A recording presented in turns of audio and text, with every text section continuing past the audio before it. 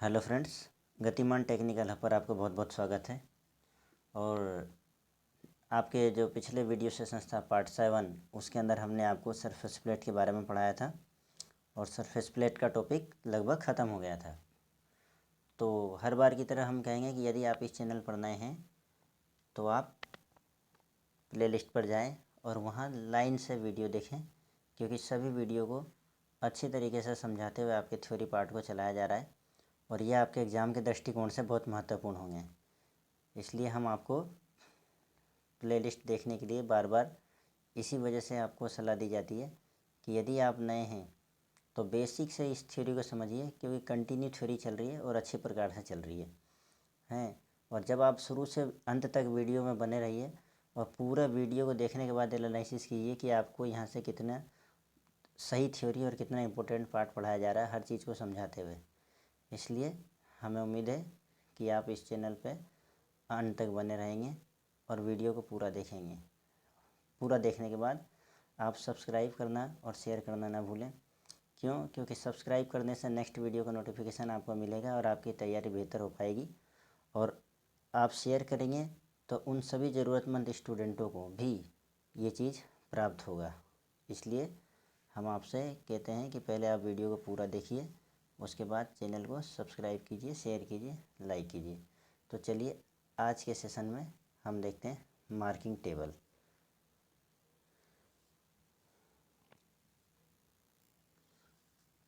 तो देखिए marking table, जैसा कि कल सरफेस प्लेट के अंदर ये पढ़ाया गया था कि सरफेस प्लेट पर आप केवल अस्थायी मार्किंग कर सकते हैं, यानी केवल चिन्हन मार्किंग करिए और स्थायी मार्किंग यानी हैमरिंग, पंचिंग वगैरह सरफेस प्लेट पर ना करें।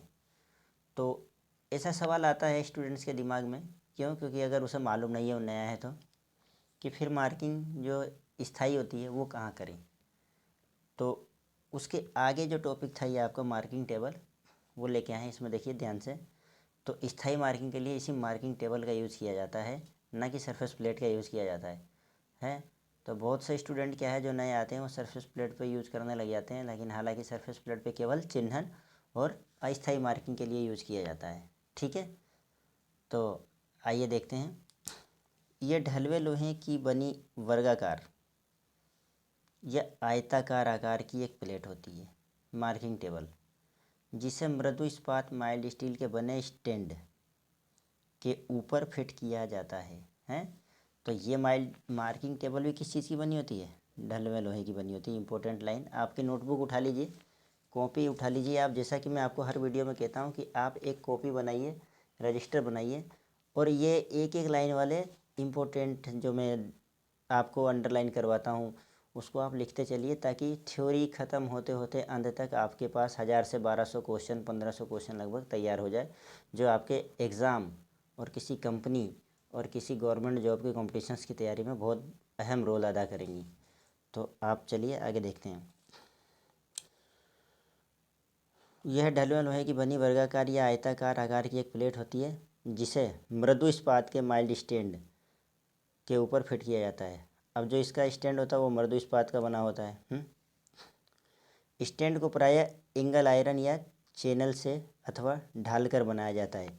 अब स्टैंड को कैसे? एंगल आयरन, आपने देखा ना, स्टैंड के जो जिस पर स्टैंड को बनाया जाता है कोई चीज़, उसके पाए देखें स्टैंड के, एंगल आयरन होता है।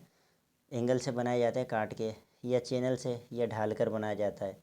ठीक है, इतने तरह से स्टैंड को बनाने की विधियाँ हैं। प्लेट की ऊपरी सतह मशीन करके पूर्णतः समतल बनाया जाता है, जिस पे हम मार्किंग करेंगे। सतह के किनारे भी ये चौरस का मतलब होता है फ्लैट, ध्यान रखना। सतह के किनारे भी चौरस करके यानी फ्लैट करके गुनिया में समकोण रखे जाते हैं यानी ट्राई स्क्वायर के रूप में समकोण रखे जाते हैं।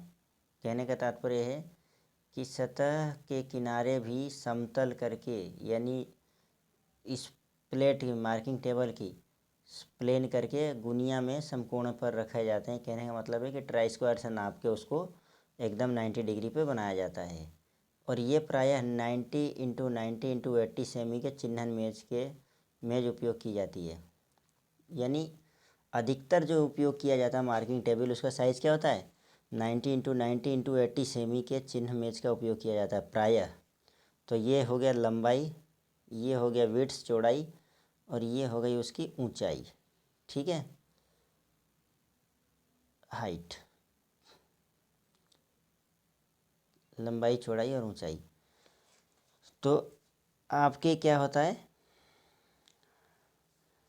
90x90x80 सेमी का चिन्हन मेज का उपयोग किया जाता है। ये उसकी साइज दे दी, यानी कहने का मतलब है मार्किंग टेबल की साइज दे दी। ठीक है, ये लंबाई चौड़ाई, ये हाइट यानी ऊंचाई, ध्यान रखिएगा। आगे देखते हैं। इसी मेज पर जॉब कार्यखंड को रखकर मार्किंग एवं पंच की सहायता से स्थायी मार्किंग की जाती है। ये आ गई आपकी कल वाली बात हैं। इसी मेज पर जॉब या कार्यखंड को रखकर मार्किंग एवं पंच की सहायता से स्थायी मार्किंग की जाती है ना, ताकि अगर कभी पंच स्लिप हो, हैमर वगैरह स्लिप हो तो इसका कुछ नहीं बिगड़ता है, लेकिन सरफेस प्लेट का बहुत कुछ नुकसान हो जाता है, उसकी एक्यूरेसी ख़त्म होती है। इस कारण उस पर ऐसा काम नहीं करना चाहिए। इस कार्य के लिए ये आपकी मार्किंग टेबल दिया है रहता है। ठीक है, तो आइए आगे चलते हैं।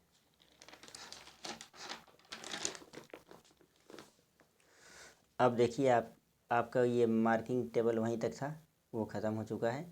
अब हम पढ़ेंगे एंगल प्लेट। क्या पढ़ेंगे? Angle plate. देखिए एंगल प्लेट जो होता है आपका ढलवा लोहे की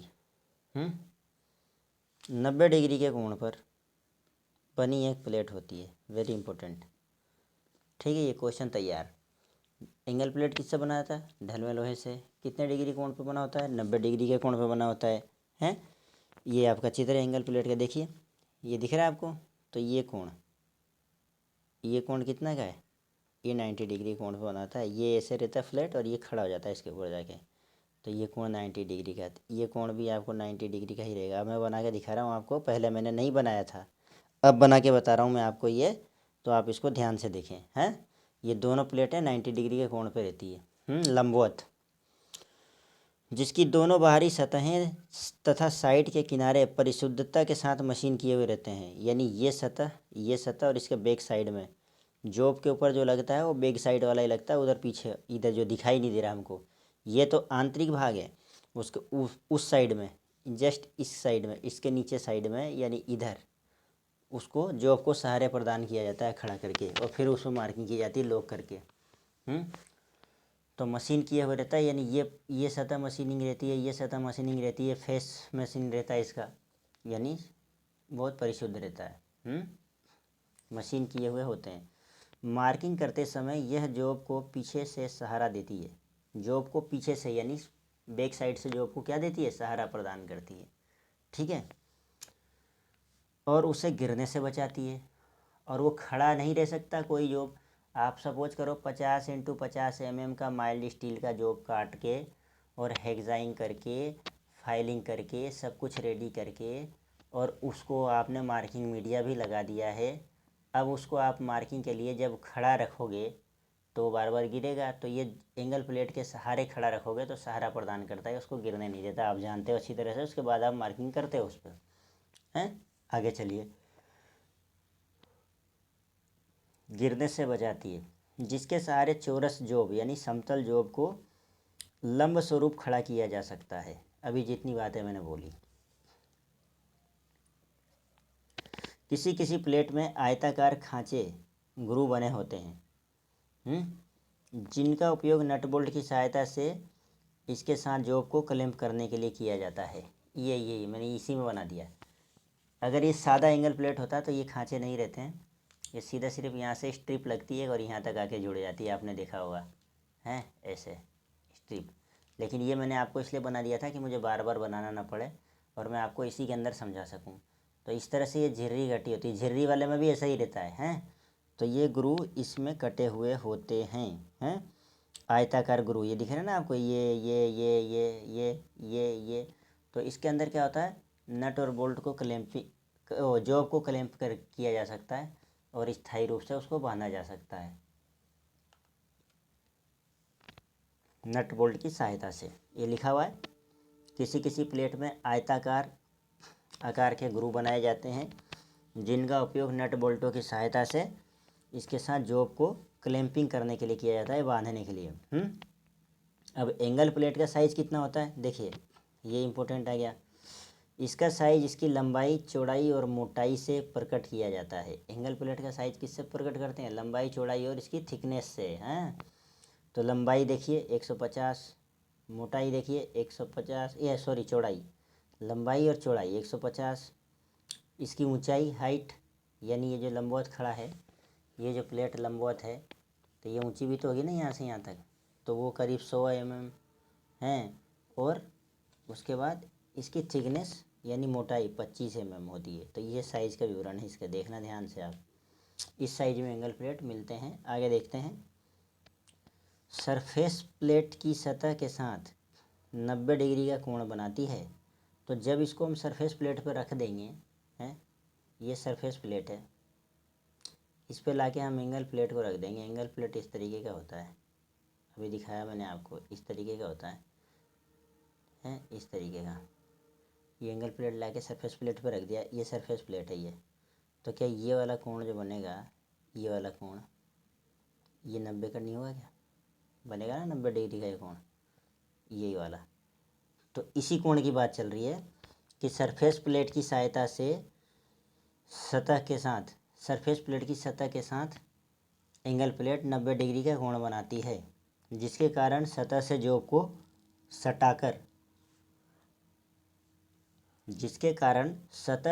को सटाकर, यानी जॉब को अब लाएंगे सरफेस प्लेट पर रखेंगे और एंगल प्लेट की सतह से टच कर देंगे, सरफेस प्लेट पर लंब स्वरूप खड़ा किया जा सके।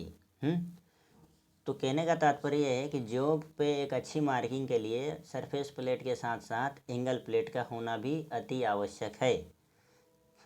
एंगल प्लेट जो होता है उसको जब सरफेस प्लेट पे रखा जाता है तो सरफेस प्लेट की सतह से एंगल प्लेट की सतह का कोण 90 डिग्री का होता है, ठीक है।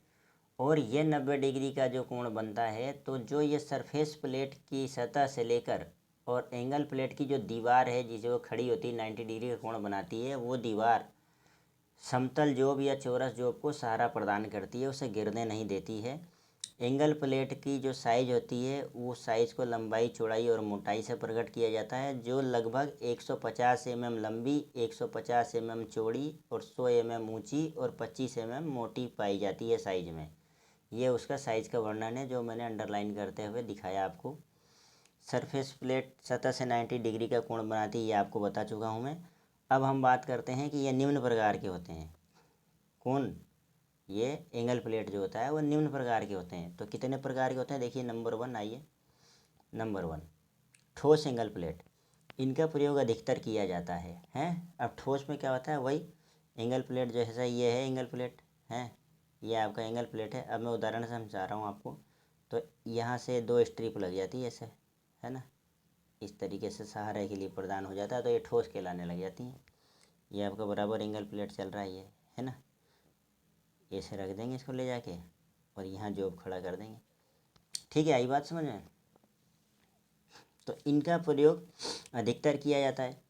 ये एंगल प्लेट 90 डिग्री के कोण पर स्थिर रहता है।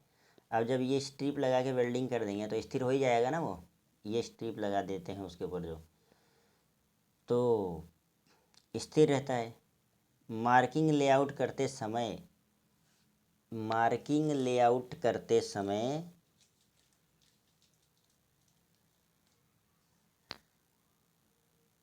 मार्किंग लेआउट करते समय इन एंगल प्लेट के सहारे जॉब को खड़ा किया जाता है, हैं। मार्किंग करते वक्त इनको क्या किया जाता है, खड़ा किया जाता है।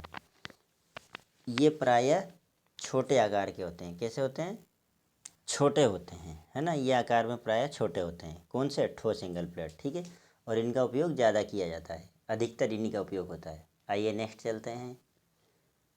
ये देखिए आपका नेक्स्ट है समायोज्य एंगल प्लेट, हैं, एडजस्टेबल एंगल प्लेट। ये देखिए डायग्राम बनाया है मैंने आपको समझाने के लिए, ठीक। तो इस तरह का होता है ये। इस प्रकार के एंगल प्लेट, किस प्रकार का, समायोज्य, इस प्रकार का एंगल प्लेट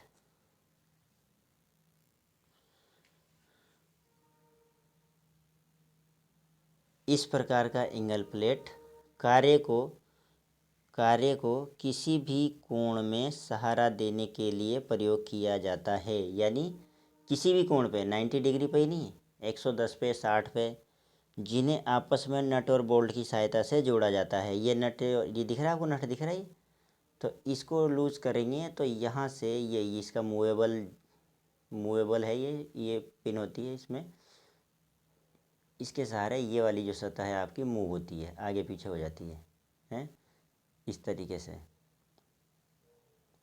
ठीक, तो ये एडजस्ट हो जाती है, मतलब ये इधर भी घूम सकता है और इधर भी घूम सकता है। किसी किसी में बेस वाला घूमता है, मतलब ये दोनों कनेक्ट रहते हैं, एक दूसरे से मूवेबल रहते हैं। ठीक है, तो किसी भी कोण पर ये सेट हो जाता है, इसे समायोज्य एंगल प्लेट कहा जाता है। देखिए, एंगल प्लेट का कार्य वही है, जॉब को सहारा प्रदान करना, जॉब को स्थिरता प्रदान करना मार्किंग के लिए। हैं, फ़र्क इतना सा है कि एक ठोस होता है और एक समायोज्य होता है, और भी होते हैं लेकिन ज़्यादा इन्हीं का प्रयोग होता है। हैं, तो ये एडजस्टेबल एंगल प्लेट है आपका, इस तरीके का होता है ये। तो इसको आप ध्यान से देख लिए, ये हो गया आपका डायग्राम इसका। तीसरा पॉइंट आता है झिर्रीदार एंगल प्लेट। देखिए अब ये भी है झिर्रीदार एंगल प्लेट, है ना ये। तो इसमें क्या होता है, इसके दोनों सतहों में झिर्री कटे होते हैं, वही आयताकार गुरूज दिखाया था ना जैसा अभी आपको मैंने, उसी तरीके से झिर्री कटे होते हैं, थोड़े बारीक बारीक। ये 90 डिग्री के कोण पर होता है, तो सभी ऐसा ही होगा, तो 90 डिग्री के कोण पर ही होगा, नहीं तो एंगल प्लेट कहाँ के लाएगा फिर वो, हैं। मार्किंग के समय जॉब इसी झिर्री में नट बोल्ट की सहायता से पकड़ा जाता है। बात वही आ गई है जो ग्रू वाला था, मैंने आपको बताया था। झिर्री हो या ग्रू हो, उसका काम यही है कि जॉब को पकड़े, जॉब को बांधे, जॉब को क्लैंपिंग करे। ठीक है, तो ये झिर्रीदार, कोई अंतर नहीं है। आप सीधे बोल देना, झिर्रीदार भी आए तो 90 डिग्री के कोण पर होता है, और झिर्रियाँ उसमें इसलिए बनाई जाती है कि जॉब को क्लैंप किया जा सके, जॉब को पकड़ा जा सके, जॉब को बांधा जा सके, जॉब को स्थिर किया जा सके। ठीक है, चौथा पॉइंट देखते हैं, ये स्वीवल बेस एंगल प्लेट है आपका। इसके आधार को इसके आधार को किसी भी कोण पर सेट कर सकते हैं। स्वीवल को जॉब की सेटिंग के बाद जॉब को बॉक्स के साथ घुमाया जा सकता है, और इसको किसी भी कोण पर लॉक करने के लिए नट बोल्ट लगे होते हैं। ये बॉक्स की तरह होता है आपका, ऐसा ये लगभग ऐसा होता है, एक तरीके का बॉक्स की तरह हैं। और ये इस तरीके से जो बॉक्स बनेगा ना आपका, ये आपका बॉक्स कैसा बनेगा, ये इस तरीके का बॉक्स टाइप में बनता है, ये इस टाइप में। यहाँ पे भी झिर्रियाँ कटी होती है, यहाँ पे भी झिर्रियाँ कटी होती है, यहाँ भी झिर्रियाँ कटी होती है। ठीक है, तो क्या होता है कि इस पर झिर्रियाँ कटी होती है, इसके आधार को किसी भी कोण पर सेट कर सकते हैं, ये नीचे वाले भाग को किसी भी कोण पे सेट कर सकते हैं, और जॉब की सेटिंग के बाद जॉब को बॉक्स के साथ घुमाया जा सकता है, यानी राउंडेबल किया जा सकता है, और इसको किसी भी कोण पर लॉक करने के लिए नट और बोल्ट लगे होते हैं।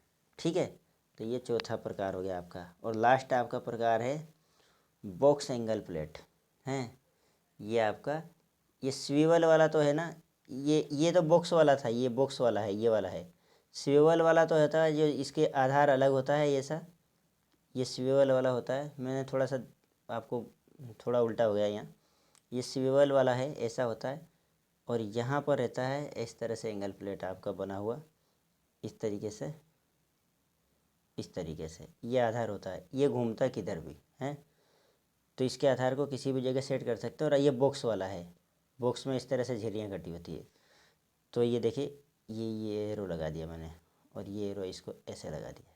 ठीक है, तो स्वीवेबल वाले में क्या है, इसके आधार को किसी भी, यानी ये जो आधार पोर्शन है इसको किसी भी एंगल पे सेट कर सकते हैं हम, है ना। अब बॉक्स वाला देखते हैं। इस एंगल प्लेट का प्रयोग भी अन्य तरह की एंगल प्लेटों की तरह ही किया जाता है। जॉब की सेटिंग के बाद जॉब को बॉक्स के साथ घुमाया जा सकता है, अभी बताया था मैंने आपको, ऐसे ऐसे घूमता है ये, है ना, किसी भी जगह पे घुमाया जा सकता है, ताकि अन्य संक्रियाएँ आसानी से किया जा सके हमें। यानी जॉब को नहीं हटाना बार बार, हम जॉब को बांधे रहेंगे और यही घूम जाएगा बार बार जिधर हमको चाहिए, ताकि ये मार्किंग इजीली हो सके। तो ये इतने प्रकार के एंगल प्लेट होते हैं जो आज की थ्योरी पार्ट में मैंने आपको पढ़ाया है। कल हम पढ़ेंगे ग्रेड, यानी नेक्स्ट वीडियो में मैं आपके लिए आऊँगा आपके लिए ग्रेड, एंगल प्लेट किस ग्रेड के होते हैं, है ना, किस ग्रेड में क्या साइजेस होती है, तो वो चीज़ मैं आपको नेक्स्ट वीडियो में बताऊँगा। तब तक आप अच्छे से ध्यान से पढ़ाई करें। और बस कुछ ही समय में मैं आपके लिए एग्ज़ाम अभी जो आपके होने वाले हैं आगे चल के मार्च अप्रैल जब भी होते हैं, तो उसके दृष्टिकोण से मैं आपके लिए मॉडल पेपर तैयार कर रहा हूँ। वो मॉडल पेपर जस्ट थोड़े से समय के बाद मैं एक एक करके प्रोवाइड कराऊँगा। तो आप अच्छे से तैयारी करिए और इस चैनल को आप दूर दूर तक अपने यार दोस्त को, फ्रेंड्स को, स्टूडेंट्स को, भाइयों को शेयर करें ताकि उनकी भी पढ़ाई अच्छे से हो सके और उन्हें भी एक संसाधन की उपलब्धि हो सके और एक अच्छा प्लेटफॉर्म मिल सके और ये छोटी सी कोशिश आप लोगों के सहयोग से एक बड़ी सफलता में बदल सके।